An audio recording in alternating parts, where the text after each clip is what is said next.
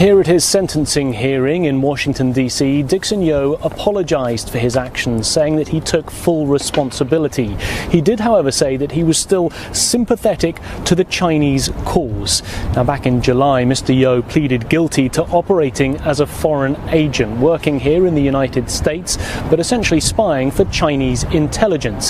He'd been running a fake consultancy business where he had interacted with people with sensitive, often highly classified information. So he sought out people who worked within the US government, people who worked within the US military, using LinkedIn, the social media job hunting site, to do so. Now, as part of his consultancy business that he ran between 2015 and 2019, he offered jobs that didn't exist, getting people to send in his resumes that he then passed on to Chinese intelligence. He also got people with classified information to write reports, paying up to $2,000 in the process. He got reports from a State Department official, a Pentagon employee, even an Air Force worker, and of course all of those reports were being sent on to Chinese intelligence.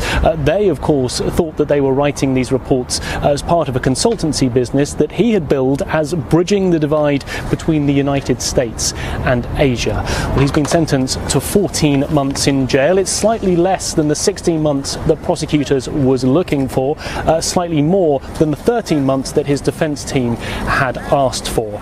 Taken into account was the fact that he had cooperated with authorities here in the United States. But remember that he has been detained in the US since last November. That's 11 months. So that 14 months that he's been sentenced to is effectively time served. He will only be in jail for another couple of months here in the US. And when he's released, he will be deported.